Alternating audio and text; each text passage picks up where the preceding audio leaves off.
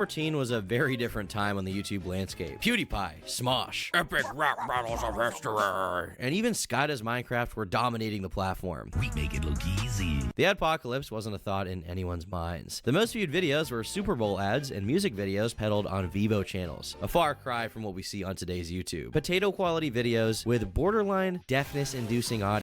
Who was this? 8 months ago? Was much more acceptable. With this sea of lower quality viral content would emerge a purely unique artist and internet sensation with the moniker of IceJJFish. Baby, won't you come my way?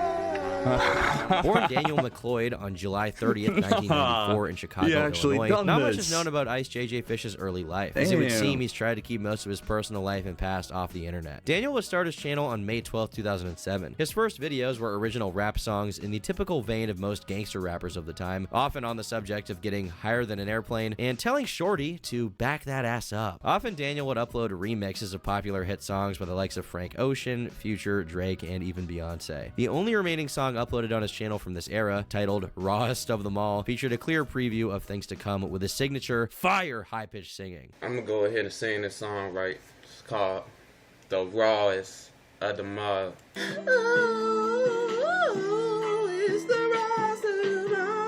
From what we can gather from the soul, Yo, he's kind of trying to do what Two Bats would do. Two Bats is doing. Interview of Ice on YouTube. Prior to this moment of virality, Ice lived in poverty, sleeping on a bed that was so small that his feet hung off of it, and he needed to be curled up to even fit. When Daniel saw his first mini viral hit, On the Floor, get 30,000 views in less than a day, he knew it was time to quit his job, which was washing dishes, to pursue his true artistic calling. Man, when I saw my video get like 30,000 views in like 10 hours, like I knew I quit my job. I quit my job. I knew it was gonna happen. If only Daniel had been prepared for what would come next. That 30,000 view count video would quickly double, triple, and continuously exponentially grow to millions upon millions of views. In 2014, he began to take his career seriously and signed a 3-video deal with the San Antonio-based... Yo, he quit his job. Like, he was like, all right, here we go. If this is the 30,000 views, here it is. Okay, let's go.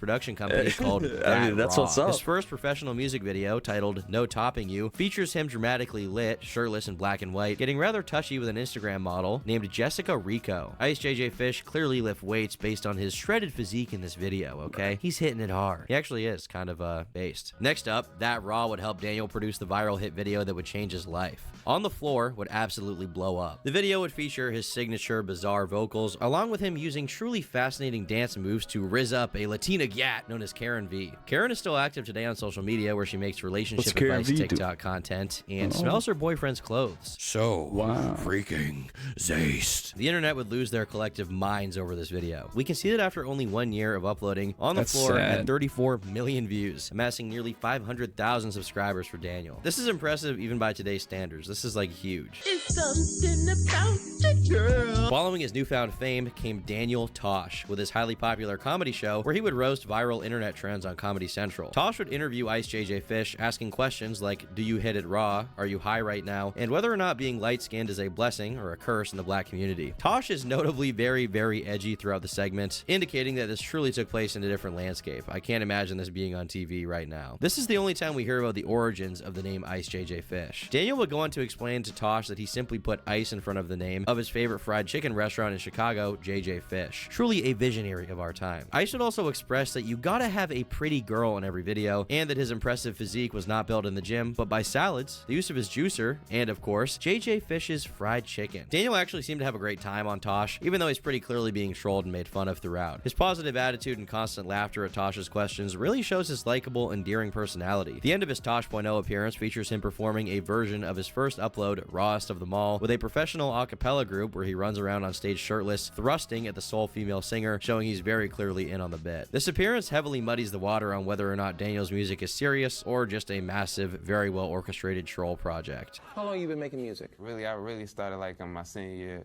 in high school. How old are you now? 19. Okay, so you're just 1 year out of high school. Yeah. Oh, do you miss that high school? Oh, no.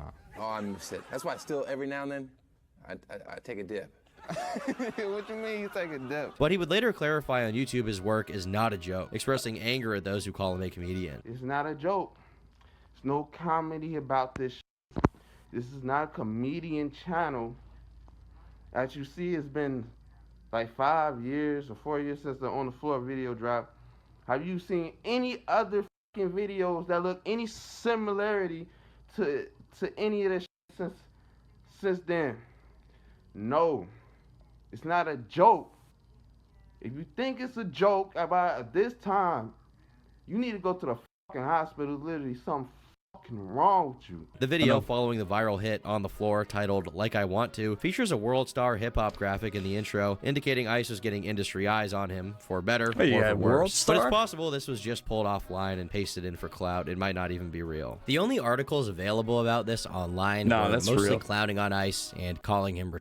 It's important to note that IceJJFish seems to be a little more self-aware on some of the following music videos, like Gettin' Money, where he can be seen rapping outside the fish market with a shark costume on, with Fish Nation crudely drawn on the costume. Later on in the video, he's also seen acting out what seems to be a parody of like iced out rappers in the studio, and also holding up a cardboard sign seemingly parodying a homeless rapper. His next, more seemingly self-aware video, Got That, shows him unsuccessfully rizzing up a bikini-clad gat on the beach, only to look around for witnesses and promptly pick her up, abducting her from the scene as two large men, presumably her boyfriends, frantically search for her. The video ends with Daniel at the bar, ogling at a new shorty, only to be out-rizzed by another woman. This video ends with Daniel hanging his head in defeat. Fan favorite IceJJFish certified baddie Karen V would even make a return for one more Christmas-themed love song. This Christmas would show Ice epic-style stunting on a familiar face, a great move for his fans that remembered her from the legendary On the Floor video months prior. In 2015, he would make another appearance on primetime television, but not on Tosh. This time, it was on Nick Cannon's comedy freestyle rap show, Wild 'N Out. This show was a breeding ground for amateur comedians to get a chance in the limelight, similar to how SNL gave many people their start to their respective careers. Timothy De La Ghetto, Cat Williams, King Bach, Mikey Day, who later became an SNL cast member, Pete Davidson, Kevin Hart, Akash Singh, and even Matt Rife were all at one point featured cast members on seasons of the show. Even Rice Gum was a cast member on their 13th season, funnily enough. IceJJFish was only a guest for one single episode, which appears to actually be an instance of lost media, as it seems the episode from season 7 featuring him and Ty Dolla $ign is not listed on Amazon Prime Video and Paramount Plus, and there are only very short clips uploaded to YouTube. A heavily audio distorted version is available on Dailymotion, likely attempting to circumvent copyright, but it's like basically fucking unwatchable. Let's hear it for the black team! From the short clips we can see, it would seem they brought on Daniel only to be a metaphorical punching bag for that night's episode.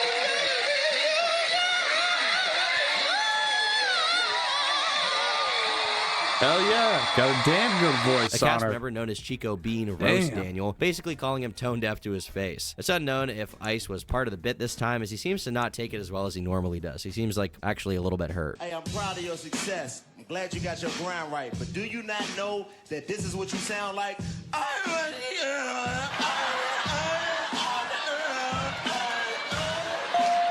Leave my boy alone. Following his Wild 'N Out appearance, Daniel would next star in an episode of Loiter Squad, what they describe as a reality prank whatever show on Adult Swim featuring rappers Tyler the Creator, Earl Sweatshirt, and other members of the rap collective Odd Future. Ice is featured in a few skits called Peach Sandwich, Ghost Vocalist, and I Just Bought a Bugatti. They parodied modern rappers in a very over-the-top fashion. Meanwhile, Daniel's vocal contribution was really the main punchline of all the sketches.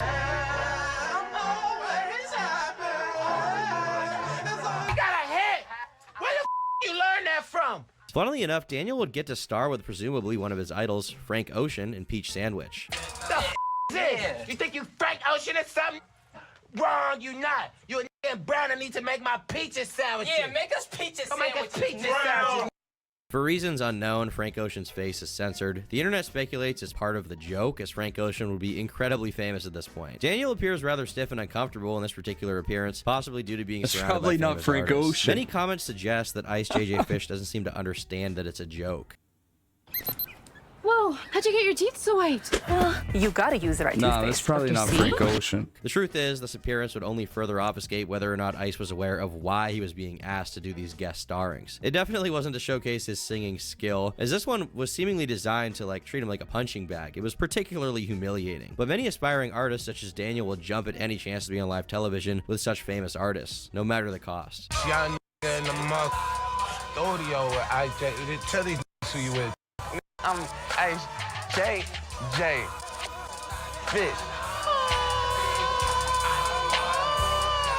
Around 2016, IceJJFish's music videos had quite a noticeable drop-off in quality. The next uploads we would get were all filmed in what seems to be the same location, with very little production value and mostly just Daniel dancing or singing along to his tracks. It seems he was unable to get a video production company on board this time around, despite growing his audience to quite an impressive level. I think it's obvious to most viewers that there was a noticeable drop-off in production quality here, from stock transitions to poorly pasted in text. I personally would speculate that Fish himself was producing these videos instead of any company, which is why they have these very cool artistic choices. His final two music videos currently uploaded to his channel, being My Bay and I Want You, feature very visibly uncomfortable baddies. These videos are legitimately painful to watch. In I Want You, the model can be seen like physically recoiling as Daniel gets close to her. Like when he touches her face, she's like not into it.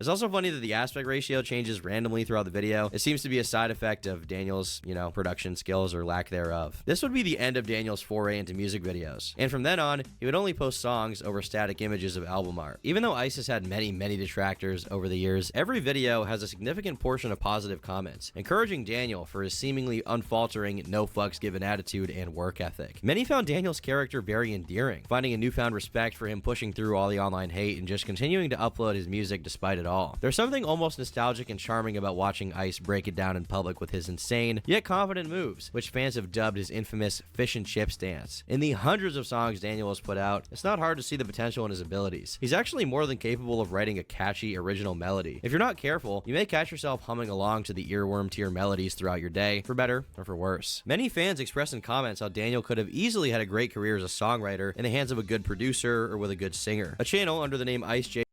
If you catch me ever humming on the floor, oh man, I'm not even, I don't want to give him the chance to copyright me. Right, or whatever, but I don't know what it sounds like. And you know what? And I'm being mean by saying something like that, right? Because I haven't listened to On the Floor. Maybe On the Floor is the biggest hit. Maybe that's the best one, right?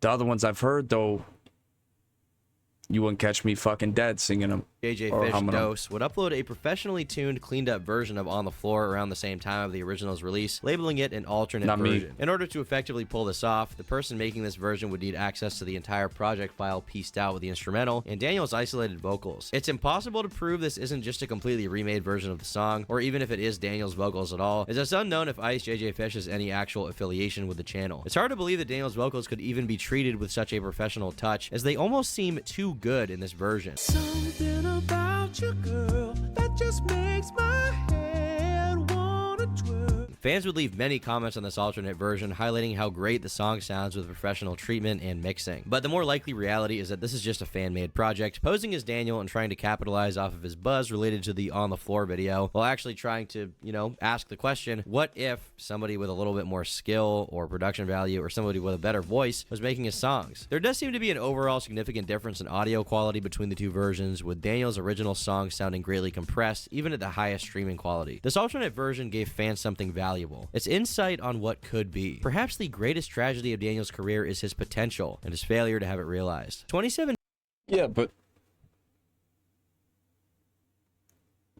he also made probably a lot of money from that, right? Probably not that much, but enough. And for that, good job. Hell yeah. Wouldn't catch me dead humming that song. 17 would mark a fascinating arc in Daniel's story. The rapper Lil Yachty would blow up during this time period. Born Miles Parks McCollum in August 1997 near Atlanta, Lil Yachty would drop out of college at Alabama State University in 2015 to pursue his music career. He moved to New York City and even worked at McDonald's to make some additional income towards his investment. After a few viral hits off his first few singles and EPs, Miles would release his debut full-length record, Teenage Emotions, which would debut at number 5 on the US Billboard 200 charts, despite middling critical reception and a ton of criticism for all of the mumble rap adjacent artists such as him. It would seem the world wasn't ready for Yachty's direction, yet he would prove to be ahead. Lil Yachty done what? I wasn't listening.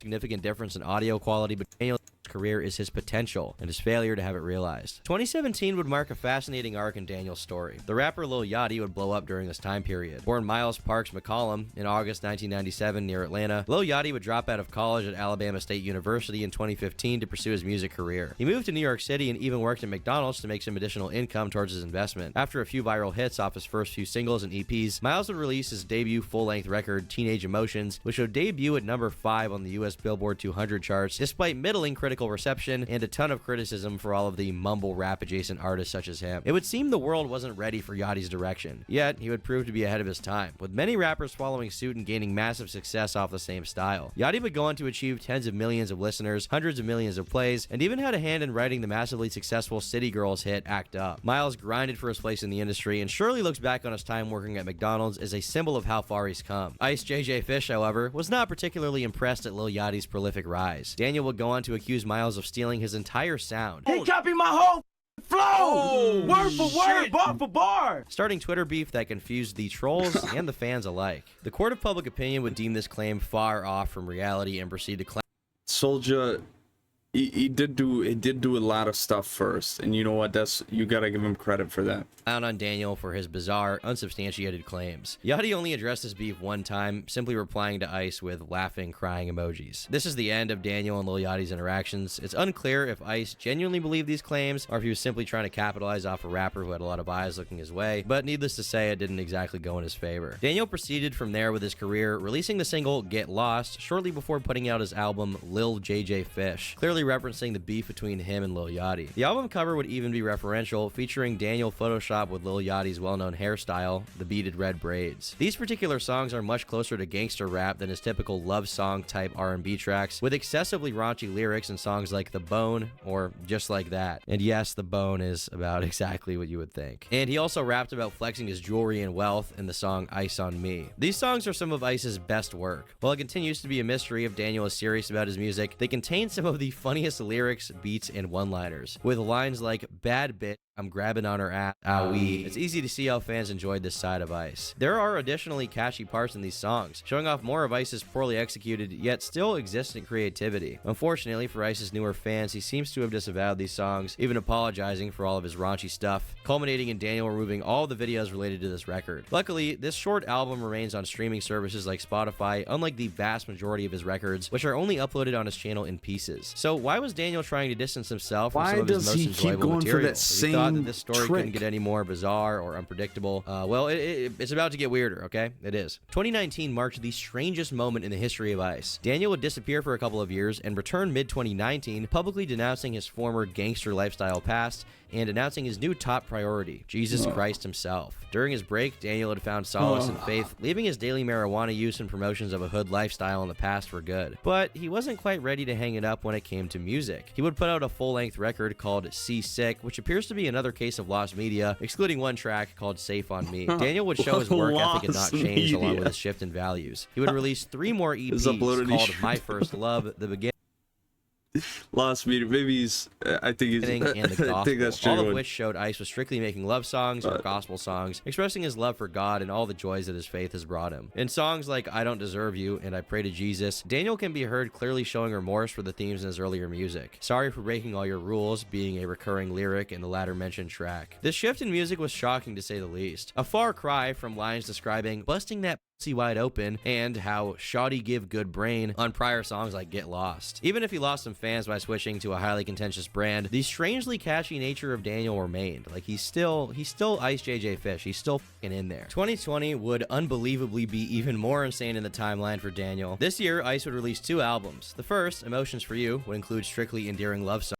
Yeah, he is still in. You gotta put him in the top.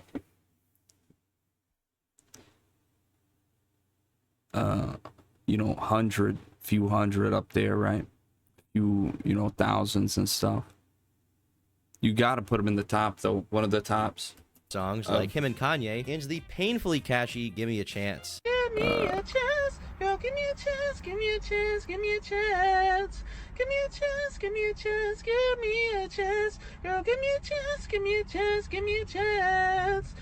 The second, being Jesus is the Way, with on-the-nose track titles like Praise the Lord and I Found Jesus, expressed how faith was instrumental to his lifestyle change. The comments would continue to be awestruck at Daniel's sheer determination over the years to keep pushing the wheel, while complimenting him for actually improving his vocal ability. Perhaps the metaphorical armor of Christ protected him from the hellfire of hate comments perpetually thrown his way. But a few comments from Christians even send respect his way for speaking the truth of God's teachings. While the chronically online tend to label all Christians as radical zealots, bent on interfering with the general population's lifestyle choices, this claim is usually based on a minority of the loudest reactionaries and their intentionally outrageous statements online. But Ice was different, right? He was just a guy hanging out, chilling, going his own way. Surely he wouldn't be one of those loud reactionaries who pass judgment on those he didn't know, or at the very least, he wouldn't just be someone who, I don't know, is like homophobic. Is homophobic the term to use here? I guess. I don't know. I don't really like to use that term. I feel like it's always used by cringe people. Well, I'll let you guys decide. Fortunately or unfortunately, that term, I feel like being gay is a demonic possession.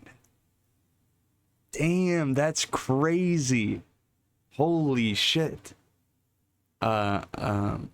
What was that? Electro Man. Look up Electro Man. It's always used by cringe people. Well, I'll let you guys decide. Fortunately, or unfortunately for some, 2020 would have Daniel tweeting multiple times daily, sharing his rather harsh opinions on all things from COVID conspiracy theories, gay people, masturbation, and even our impending war with China, claiming that the world would be nuked in 2 years at maximum. According to ICE, Donald Trump would be our last president and be the symbol of the United States' inevitable destruction, even if he thought Trump was funny. Between his unhinged rants, Daniel would make sure to keep his followers informed on various fast food trends, including his joy at KFC bringing back their wings and how Wendy's pretzel bun was fire. Between all the madness, Ice would keep us updated on the status of his braces, with him finally getting them off and celebrating his straight teeth with a selfie, which went on to be his most liked tweet to date. Although some fans would miss his signature tooth gap and severe overbite, most would join Daniel in his celebration, with him actually claiming that 2020 was the best year of his life so far. At the same time, IceJJFish would share videos of him singing new songs, as well as front-facing car videos of him advising people to embrace God and leave degeneracy behind.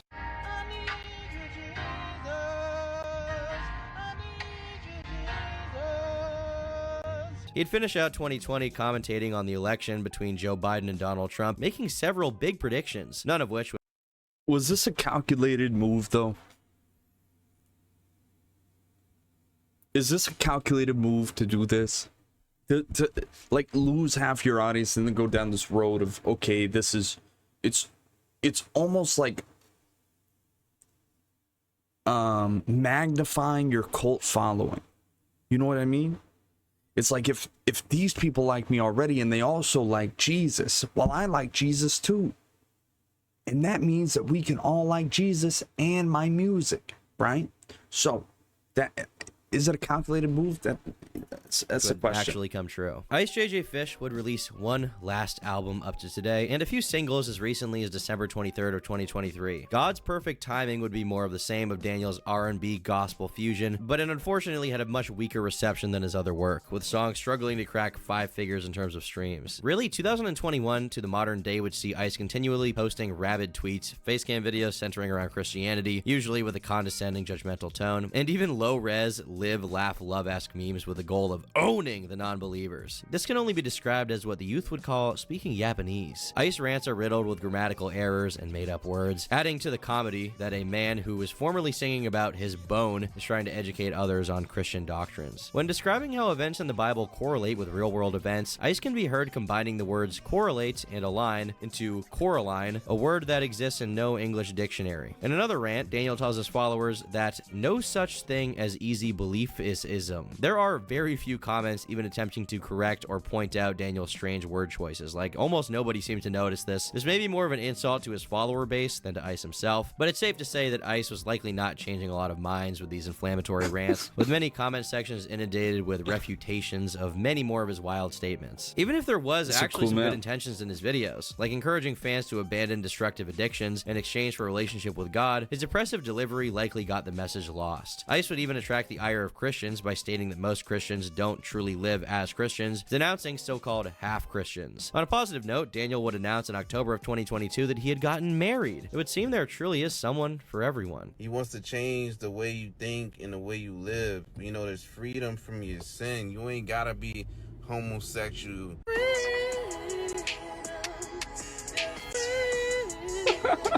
There's no such thing. Wait, is he saying? Is he saying by you don't have to be homosexual? I don't know what he's.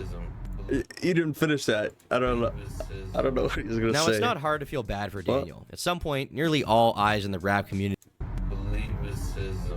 Now, it's not hard to feel bad for Daniel. At some point, nearly all eyes in the rap community were fixed on his come up and his eventual bizarre crash and burn. There are even moments in his music where there seemed to be some understanding of musicianship. At least some musical talent would be required to get to those ends. Daniel has deleted hundreds of videos over the years for unknown reasons, likely due to copyright purposes because he's used so many unlicensed beats from other artists, or possibly due to him disavowing his raunchy past music. An account called IceJJFish Archive on YouTube has made it their mission to archive every single piece of IceJJFish media that has ever existed. Updated as recently as December 30th, the archiver has managed to obtain some truly legendary pieces of Fishverse media. The majority of the lost Seasick record has been found and preserved on the channel, along with music videos for remixes of I Love McConaughey's Tuesday, and even the original video for fan favorite Get Lost. For the past 4 years, IceJJFish Archives has obtained 147 pieces of rare IceJJFish clips, songs, and even undocumented mixtapes like Criminal Mind and Dreams Come True. Not all heroes wear capes, but this guy is likely scarred from his level of radioactive IceJJFish exposure from hunting all this down. With time, the whole timeline of the Fishverse might actually be restored. We can only hope that we're treated to more lost media from Daniel's past as time goes on. It very well could get way better or worse from here. Many highly talented musicians fall to the wayside on a yearly basis. Some of my favorite artists that I've heard maybe better ever have like less than 10,000 Spotify listeners monthly, right? Could things have been different if I've heard many highly talented musicians fall to the wayside on a year's monthly, right? Could things have been different if Ice took his music making seriously and used a short burst of fame to make an actual career of longevity in music? We'll never know. But whatever the case, he made an impact, he made a splash, he got over 100 million collective views on his songs, and to me, that's an accomplishment in and of itself. Is Ice an example of how embracing your true self can alienate your fans and implode your career before you even have a chance to shine? Or is he yet another delusional musician destined to suffer from his vain attempts at transcending of longevity in music and collective views on his songs? And to me, that's an impact. He made a splash. Is Ice an example of how embracing your true self can alienate your fans and implode your career before you even have a chance to shine? Or is he yet another delusional musician destined to suffer from his vain attempts at transcending meme status into musical stardom? Great questions. The only one that I can answer is, well, you didn't ask, but I've been Turkey Tom. Thanks for watching. Until next time, this is the Tom Dark channel, but you should subscribe anyway, and bye. And be sure to become a member. Do you think he was delusional? Do you think he didn't know he sounded like that? Do you think he didn't know he did some of the things that he did or whatever? That's the question.